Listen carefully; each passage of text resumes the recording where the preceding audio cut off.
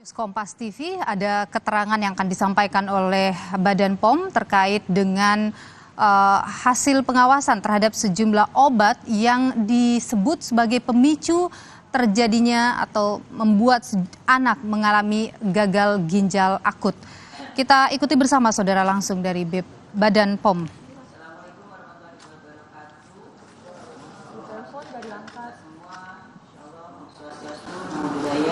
Pakai gambarnya. Sehat untuk kita semua yang kami hormati, Bapak Ibu sekalian, rekan-rekan media, dalam kesempatan ini juga kami didampingi oleh Bapak Profesor Dr. Rahman Emran Kartasasmita. Beliau adalah ahli farmakokimia, guru besar Sekolah Farmasi ITB, dan juga hadir online Profesor Dr. Zulis Ikawati, apoteker, ahli farmasi dan farmakologi klinis, guru besar Fakultas Farmasi dari UGM, hadir online ya, saya kira nanti untuk ikut menjawab jika ada pertanyaan. Pertama tentunya kami menyampaikan rasa keprihatinan kami yang mendalam dan bela sungkawa atas wafatnya anak-anak kita karena kasus gagal ginjal akut ya ini, gagal ginjal akut ini. Tentunya sesuai tugas dan fungsinya, Badan POM melaksanakan pengawasan dan menindaklanjuti aspek-aspek yang terkait dengan produk obat dari permasalahan gagal ginjal akut ini. Sesuai tugas fungsinya, Badan POM melakukan pengawasan sebelum pre-market dan setelah post-market produk beredar.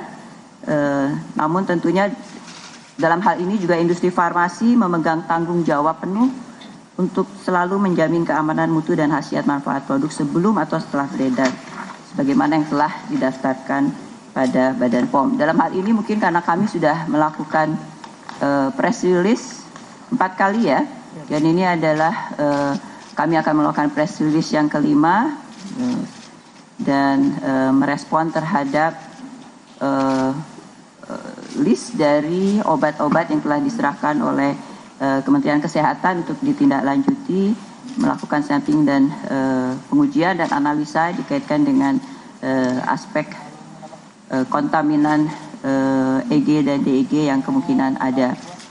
Nah, Badan POM telah melakukan beberapa langkah sebelumnya, ya sebetulnya sudah jauh dari semenjak penjelasan publik pertama kami sudah melakukan beberapa langkah, sudah diberikan 4 penjelasan publik melalui website dan media sosial resmi. Saya akan mengikuti lagi satu demi satu ya apa yang sudah kami berikan sehingga ada kaitannya dan clear bahwa Badan POM sudah melakukan aspek respon cepat terhadap kasus yang ada. Kami sudah memberikan penjelasan publik pertama pada tanggal 11 Oktober yang dikaitkan dengan adanya informasi 4 sirup obat anak di Gambia, Afrika, dan menyatakan bahwa list dari sirup obat tersebut tidak terdaftar dan tidak beredar di Indonesia ya, ada 4 sirup tersebut. Badan POM juga terus memantau karena kaitannya dengan substansi yang ada di dalamnya. Kemudian kami juga menindaklanjuti dengan penjelasan lebih lanjut dikaitkan dengan aspek kontaminasi EG dan DEG. Dan berdasarkan persyaratan yang telah ditetapkan ya untuk Badan POM untuk registrasi semua produk sirup obat untuk anak maupun dewasa tidak diperbolehkan menggunakan EG dan DEG ya, etilen glikol dan di-etil glikol ya.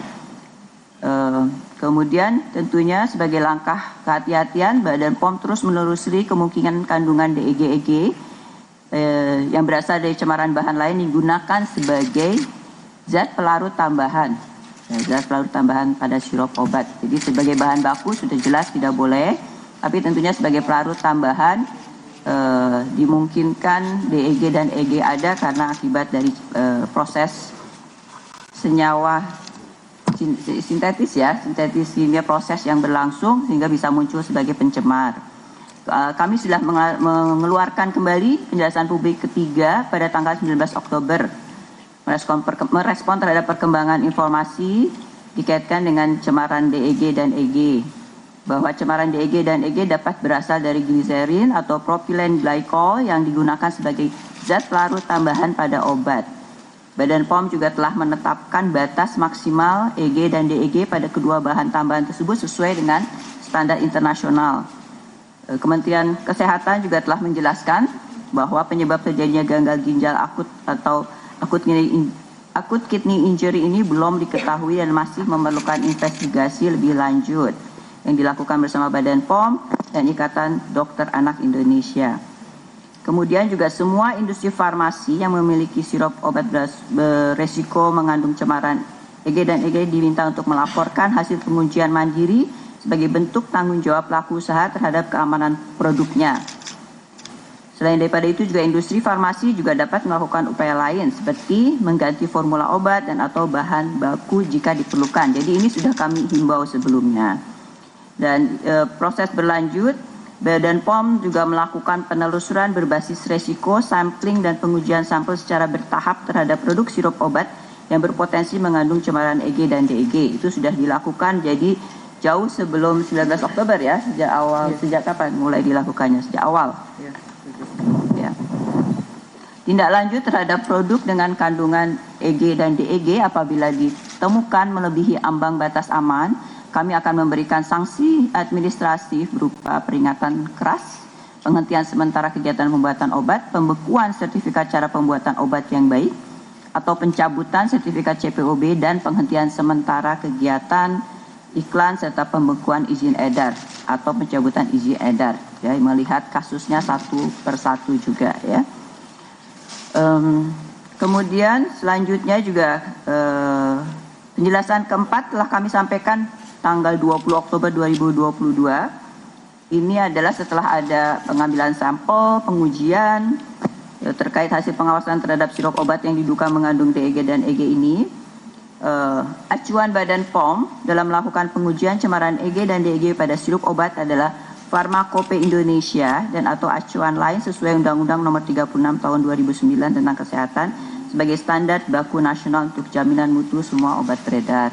Jadi Badan POM sebagai institusi regulator untuk obat, pengawasan obat, keamanan, mutu dan khasiat obat, dan dalam hal ini yang dikaitkan dengan kandungan pencemar EG dan DEG sudah mengikuti peraturan-aturan yang berlaku secara internasional selama ini. Cemaran EG dan DEG pada sirup obat kemungkinan berasal dari 4 bahan tambahan yaitu propylene glycol, polyethylene glycol, sorbitol dan gliserin atau gliserol.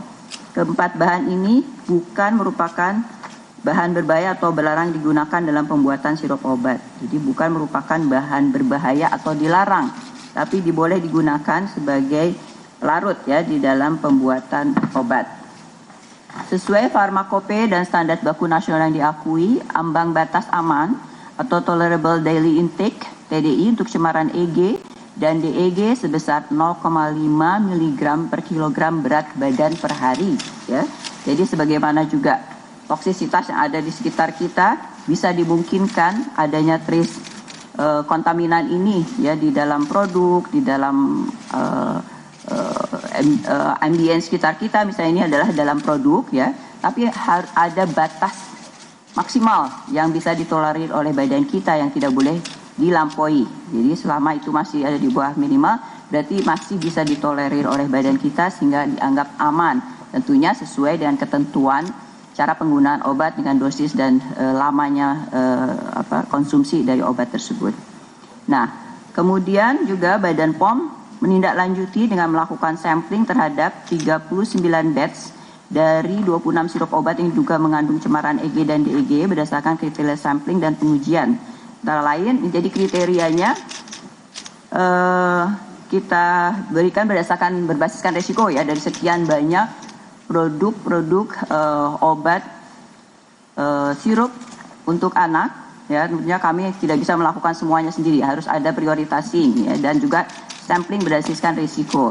Yang pertama adalah tentunya kami berusaha mendapatkan informasi daftar atau nama-nama obat yang dikonsumsi oleh pasien selama di rumah sakit dalam fasilitas pelayanan kesehatan ataupun juga sebelumnya di rumah. Nah itu penting sekali untuk kemudian Badan POM bisa menelusuri dengan lebih baik lagi dan lebih cepat. Ya. Jadi saya kira ini juga edukasi untuk para orang tua, ya, dan kita semua untuk selalu mencatat, mengingat dan nanti melaporkan, ya, apabila ada kejadian luar biasa terhadap obat yang dikonsumsi baik di rumah, ya, maupun juga di fasilitas pelayanan kesehatan. Kemudian juga kami kembangkan lagi karena pada saat awal itu sulit untuk mendapatkan data tersebut, ya, sehingga tidak bisa mengerucut hanya pada obat yang sudah dikonsumsi oleh masyarakat, sehingga kami mengembangkan, ya, berdasarkan berbasis risiko kriteria lainnya untuk mengembangkan, ya, sampel yang diduga dan kemudian dilakukan pengujian. Saya kira ini kriteria samping pengujian antara lain adalah diduga digunakan pasien gagal ginjal sebelum dan selama berada di rumah sakit tadi, ya, kriteria pertama. Kedua, diproduksi oleh produsen yang menggunakan 4 bahan baku pelarut tersebut dalam volume yang besar. Ketiga, diproduksi oleh produsen yang memiliki rekam jejak kepatuhan yang tidak baik, ya, yang minimal dalam pemenuhan aspek mutu. Kemudian yang keempat, diperoleh dari rantai pasok yang diduga berasal dari sumber berisiko terkait mutu, ya. Jadi rantai pasoknya misalnya mungkin ilegal atau juga tercemar, gitu, ya. Jadi berdasarkan data yang kami miliki, kami bisa memilih, ya, mana yang diprioritaskan untuk di sampling dan kemudian dilakukan pengujian. Nah, dari 4 kriteria ini, ya, tapi bukan berarti satu perusahaan yang obatnya mengandung EG dan DEG itu memiliki kesemua kriteria, ya, salah satunya tapi itu dikembangkan untuk menambah lebih banyak lagi jumlah yang disampling dan diuji. Nah, didapatkanlah sekian produk, ya, dari sekian perusahaan, dan hasil sampling dan pengujian terhadap 39 batch, ya, 39 batch itu adalah produksi, ya, satu produksi yang sama, proses produksi yang sama, 39 batch dari 26 sirup obat sampai dengan 19 Oktober menunjukkan adanya kandungan cemaran EG yang melebihi ambang batas aman pada 5 produk, ya, sebagai berikut. Ini pernah disampaikan, ya, pada press release kita yang keempat, ya, yang sebelumnya, yang terakhir. Yang pertama adalah Thermorex, sirup, Flurin, DMP sirup, Unibaby cough sirup, Unibaby demam sirup, Unibaby demam drops, obat demam, ada 5 jadinya, ya, dari 3 perusahaan. Nah, tapi ini juga dikembangkan lagi, ya, ini perlu ditambahkan, ya, kalimatnya yang perlu ditambahkan. Jadi ini kita kembangkan lagi juga, karena ini kan kita melihatnya selalu berdasarkan batch, ya. Jadi ada misalnya untuk Thermorex yang produksi PT Konimax ini mungkin perlu kita tambahkan, karena juga ada yang kemudian dirilis bahwa aman, ya. Ini Thermorex sirup obat demam untuk produksi PT Konimax ini sebelumnya dinyatakan tidak aman, tapi kemudian kita kembangkan lagi dengan melihat, mensampel dan menguji dari batch-batch yang lain, ya, dari lokasi peredaran, ya, atau tempat ini, ya, stok, ya, dari lokasi yang berbeda, tempat sampel yang berbeda, ya, dan waktu produksi yang berbeda di batch yang berbeda. Ternyata aman, ya. Jadi kemudian tentunya tindak lanjut dari hasil ini adalah disesuaikan. Jadi penarikan hanya untuk batch tertentu, ya. Batch itu adalah waktu periode produksi yang sama tertentu. Artinya yang lainnya aman. Hanya yang batch itu saja, karena didapatkan di batch-batch lainnya itu tidak melebihi ambang batas. Ya, kita itu menjadi pemahaman saja bahwa aman atau tidaknya juga bisa berbeda dari batch yang berbeda. Jadi proses produksi yang berbeda. Kemudian tadi, ya, udah 5.